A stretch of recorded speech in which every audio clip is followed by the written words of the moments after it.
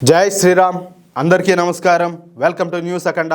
నేను మీ కస్తూరి శ్రీధర్. మిత్రులారా, పశ్చిమ బెంగాల్కు సంబంధించినటువంటి ఒక ఇంట్రెస్టింగ్ అప్డేట్ అయితే తీసుకొచ్చా. న్యూస్ మాత్రం చాలా బాగుంటుంది. ఓకేనా? ప్రస్తుతం మన దేశంలో చలికాలం అయితే నడుస్తుంది.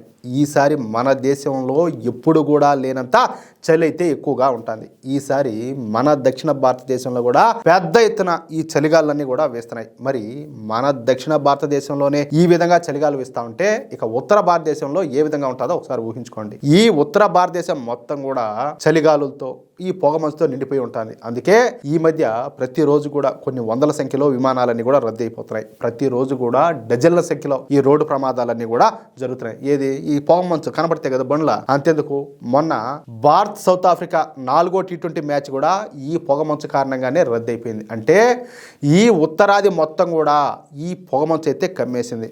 మధ్యాహ్నం పూట కూడా విపరీతంగా పొగమంచు అయితే కురుస్తుందన్నమాట. సరే, పశ్చిమ బెంగాల్ రాష్ట్రంలో కూడా విపరీతంగా పొగమంచు అయితే కమ్ముకుంటుంది. ప్రతిరోజు కూడా ఈ పొగమంచు విపరీతంగా కురుస్తూనే ఉండదన్నమాట. అయినప్పటికీ మన ప్రధాని నరేంద్ర మోడీ గారు పశ్చిమ బెంగాల్లో అభివృద్ధి కార్యక్రమాలను ప్రారంభించడానికి పశ్చిమ బెంగాల్కి అయితే బయలుదేరినారు. ఇది ఇలాంటి వాతావరణ పరిస్థితుల్లో కూడా ఈ పశ్చిమ బెంగాల్ పర్యటనలో భాగంగా మొన్న శనివారం ఉదయం ప్రధాని మోడీ గారు కోల్కతా ఎయిర్పోర్ట్కు చేరుకున్నారు. అక్కడి నుంచి హెలికాప్టర్లో తహెర్పూర్కి అయితే బయలుదేరినారనమాట. అయితే ఈ పొగమంచు కారణంగా హెలిప్యాడ్ పైన ఈ ల్యాండింగ్ అయితే వీలు కాల. అర్థమవుతుందా? అంటే హెలికాప్టర్ ఈ హెలిప్యాడ్ పైన ల్యాండ్ అవుతుంది కదా, దానికి వీలు కాలేదన్నమాట. దాంతో పైలట్ హెలికాప్టర్ ల్యాండింగ్ కొద్దిసేపు ప్రయత్నాలు చేసి విఫలం అవడంతో హెలికాప్టర్ తిరిగి కోల్కతా ఎయిర్పోర్ట్కి అయితే చేరుకుంది. వాతావరణ పరిస్థితి అనుకూలించేంత వరకు ప్రధాని మోడీ గారు అక్కడే వెయిట్ చేస్తా ఉన్నారు. ఒకవేళ రోడ్డు మార్గంలో మోడీ గారు అక్కడికి వెళ్తే ఇతర షెడ్యూళ్లకు అంతరాయం ఏర్పడుతుంది అనమాట. ఎందుకంటే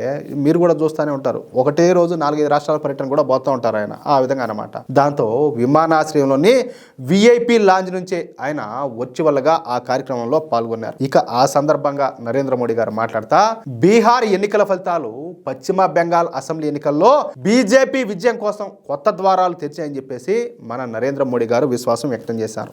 ఈ ఫలితాలు రాష్ట్ర రాజకీయాల్లో మార్పుకు సంకేతం అని చెప్పేసి ఆయన అయితే పేర్కొన్నారు. ఈ మేరకు నదియా జిల్లా తెహర్పూర్లో భారతీయ జనతా పార్టీ నిర్వహించినటువంటి ర్యాలీలో ఫోన్ ద్వారా ప్రజలను ఉద్దేశించి ప్రసంగించేటువంటి మన మోడీ గారు ప్రతికూల వాతావరణం వల్ల ర్యాలీకి హాజరు కాలేకపోయినందుకు క్షమాపణలు అయితే తెలిపినారు. చూడండి, అంటే ఇప్పుడు మోడీ గారు వస్తున్నారంటే ఇప్పుడు మనలాంటి అభిమానులు, కార్యకర్తలు, నాయకులు ఎంతమంది వెయిట్ చేస్తూ ఉంటారో, ఎంతగా ఏర్పాట్లు చేస్తూ ఉంటారో. కాబట్టి ఆ ఉద్దేశంతో ఆయన మనస్ఫూర్తిగా క్షమాపణలు అయితే తెలిపినారు. ప్రసంగంలో ప్రధాని మోడీ గారు బెంగాల్ అభివృద్ధి పైన ప్రత్యేకంగా మాట్లాడినారు. రాష్ట్రంలోని దూర ప్రాంతాలన్నీ కూడా ఇప్పటికి కూడా వెనుకబాటుతో బాధపడుతున్నాయని, ఆ ప్రాంతాలకు ఆధునిక కనెక్టివిటీ అందించడమే మన కేంద్ర ప్రభుత్వ లక్ష్యం అని చెప్పేసి తెలిపారనమాట. ఇకపోతే రహదారులు, రైల్వేలు, డిజిటల్ మౌలిక వసతుల ద్వారా బెంగాల్ను అభివృద్ధి పదంలో నడిపించేందుకు భారతీయ జనతా పార్టీ కట్టుబడి ఉన్నదని చేసి తేల్చి చెప్పారనమాట. ఇకపోతే తృణమూల్ కాంగ్రెస్ పార్టీ, ఇదే ఈ అభినవ శూర్పణఖ పార్టీ తృణమూల్ కాంగ్రెస్ పార్టీ తనను అలాగే భారతీయ జనతా పార్టీని ఎంతగా వ్యతిరేకించినా బెంగాల్ అభివృద్ధిని మాత్రం ఆపకూడదని, రాజకీయ ప్రయోజనాల కోసం రాష్ట్ర పురోగతిని అడ్డుకోవడం అనేది ప్రజలకు నష్టం కలిగించడమేనని చెప్పేసి మన ప్రధాని నరేంద్ర మోడీ గారు తృణమూల్ కాంగ్రెస్ కు అలాగే అభినవ శూర్పణఖ ఈ మమతా బేగంకు హితవు పలికినారు. అంటే చాలా వరకు ఏం జరుగుతుందంటే, సపోజ్ వచ్చేసి గతంలో కాంగ్రెస్ పార్టీ అధికారంలో ఉంది కదా, అంటే ఏ రాష్ట్రాల్లో అయితే కాంగ్రెస్ అధికారంలో ఉంటుందో వాళ్ళకొకరు నిధులు ఇస్తారనమాట. ఎక్కడైతే కాంగ్రెస్ పార్టీ అధికారంలో లేకుండా ఉంటుందో వాళ్ళకు మొండి చేయి చూపిస్తారు. కాబట్టి అదంతా కూడా లేకుండా మనకు అభివృద్ధే ప్రధానం అని చెప్పేసి ఆయన అయితే స్పష్టం చేశాడనమాట. రాష్ట్రంలో అక్రమ చొరబాటుదారులంతా కూడా ఈ తృణమూల్ కాంగ్రెస్ పార్టీ పరిరక్షణలోనే ఉన్నారని, వాళ్ళను గుర్తించే ప్రక్రియకు కేంద్ర ఎన్నికల సంఘం ప్రారంభించినటువంటి సర్ను ఈ తృణమూల్ కాంగ్రెస్ పార్టీ వ్యతిరేకిస్తుందని, చొరబాటుదారులు బయటపడకుండా కాపాడేందుకే ఈ విధంగా చేస్తుందని చెప్పేసి మన ప్రధాని మోడీ గారు నేరుగా ఈ అభినవ శూర్పణఖ మమతా బేగం పైన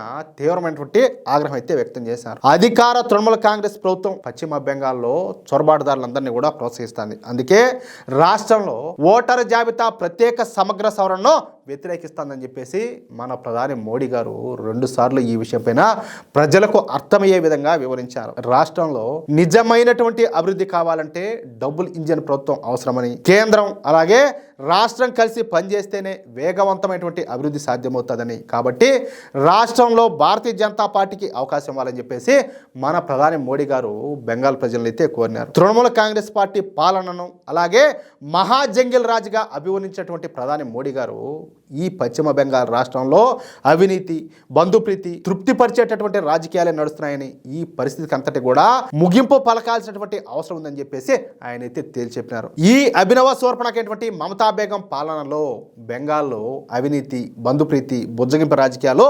రాజ్యమేలుతున్నాయని, ఇటువంటి మహాజంగిల్ రాజుకు తగిన బుద్ధి చెప్పాలంటే డబుల్ ఇంజిన్ సర్కార్కు అవకాశం ఇవ్వాలని చెప్పేసి ప్రధాని మోడీ గారు బెంగాల్ ప్రజలందరినీ కూడా కోరినారు. ఈ ర్యాలీలో ప్రధాని మోడీ గారు భారత జాతీయ గీత రచయిత అయినటువంటి రిషి బంకిం చంద్ర చటర్జీని స్మరించుకున్నారు.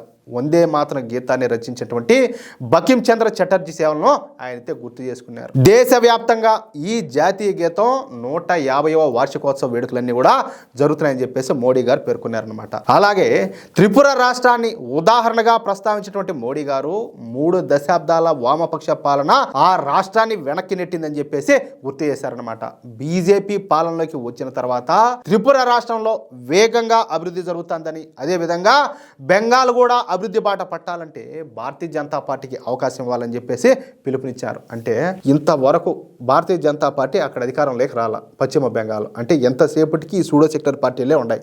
ప్రజలకు ఇంకా అర్థం కాకపోతే అట్టా ఒకవైపు బంగ్లాదేశ్లో ఏం జరుగుతుంది కళ్ళారా చూస్తున్నారు, ఇంకెప్పుడు వచ్చాది మనకు బుద్ధి అంటాలి, ఎప్పుడు వచ్చాది బుద్ధి.